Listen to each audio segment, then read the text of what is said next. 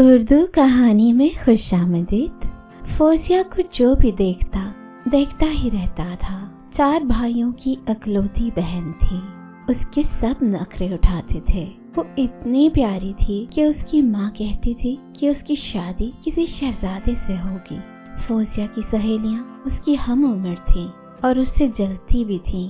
फौजिया दिल की साफ लड़की थी। वो किसी के साथ लड़ाई झगड़ा नहीं करती थी। फौजिया की माँ ने कहा, शकूरा खाला आई है, दुपट्टा ओढ़ कर आना। शकूरा खाला के साथ एक खातून और एक लड़की भी मौजूद थी। फौजिया सलाम करके अपनी माँ के साथ सोफे पर बैठ गई। वो औरत और लड़की फौजिया को देख रही थी। थोड़ी देर बाद माँ ने फौजिया को जाने का इशारा किया। वो माजरत करती हुई कमरे से बाहर आ गई। फौजिया को देखने वाली ये चौथी फैमिली आई थी। फौजिया की माँ चाहती थी कि जल्द ही फौजिया को कोई अच्छा रिश्ता मिल जाए और वो अपने घर चली जाए। शकूरा खाला ने कहा कि बहुत अच्छी फैमिली है और लड़का भी बहुत अच्छी नौकरी करता है। वो लोग जाते हुए फौजिया को पसंद कर गए। बस वो लड़के का इंतजार कर रहे थे। वो क्या चाहता है? लड़के का नाम रफाकत था और उसने फौजिया की तस्वीर को देखकर कबूल कर लिया। रफाकत बहुत खुश था। जब फौजिया के घर वालों ने बहुत सारा जहेज दिया, फौजिया के मोहल्ले वाले बारात देखकर कह रहे थे कि ऐसे लगता है जैसे कोई शहजादा फौजिया को लेने आया है। जब फौजिया दुल्हन बनी तो कयामत ढा रही थी। जब फौजिया रुखसत हुई तो घर सूना हो गया। सुर्ख रंग के फ्रॉक में फौजिया परी लग रही थी।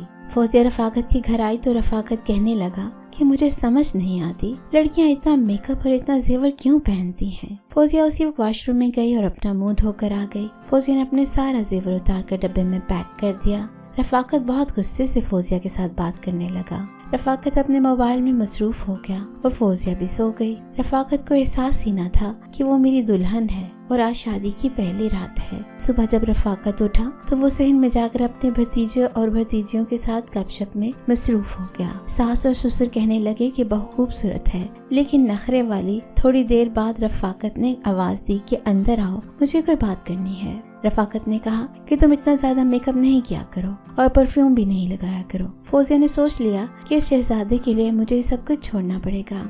लेकिन एक दिन फौजिया की माँ उसको लेने के लिए आ गई, मगर रफाकत फौजिया को कहने लगा कि इतनी देर अपनी माँ के घर रही हो, अभी दिल नहीं भरा। रफाकत जब भी अपने ऑफिस जाता तो कहता था कि तुम भी मेरे साथ चलो। मेरे साथ मुझे ये अच्छा नहीं लगता था कि मैं बाहर किसी गैर मर्द के साथ बात भी करूं। रफाकत का सलूक पहले दिन से ही अच्छा नहीं था, लेकिन फौजिया ने अपनी माँ को कभी भी कुछ नहीं बताया था। वो कहती थी कि वाकई रफाकत कोई शहजादा है, उसने मुझे बहुत खुश रखा हुआ है। लेकिन जब वो अकेली होती थी तो वो अपनी किस्मत पर रोती थी। एक दिन मेरा भाई मुझे छोड़ने मेरे ससुराल चला गया।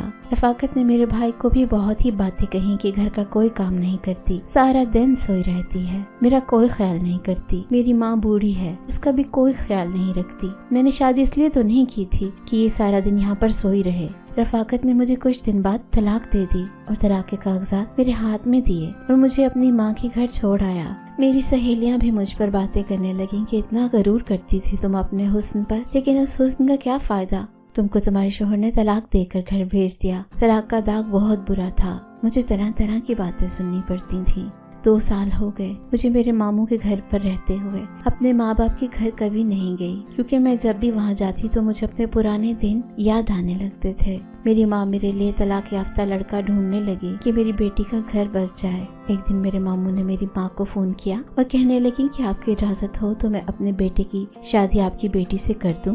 तो मेरी माँ कहने लगी कि आप मेरे बड़े भाई हैं, आप जैसा करेंगे वैसा ही हमें कबूल होगा। मुझे अपनी माँ का फैसला कबूल करना पड़ा और अपनी माँ और अपने मामू की इज्जत रख ली। शादी के बाद मैंने स्कूल में पढ़ाना शुरू कर दिया और जब मैं घर में रहती थी तो अपनी मामी के साथ घर का काम करती थी। अल्लाह ने मुझे एक बेटा दिया, बहुत ही प्यारा था और आहिस्ता आहिस्ता मुझे अपनी जिंदगी से प्यार होने लगा और मैं अपने बेटे और शोहर के साथ अच्छी जिंदगी गुजारने लगी। इसलिए कभी भी किसी शहजादे का इंतजार नहीं करना चाहिए। इंसान को अच्छा होना चाहिए।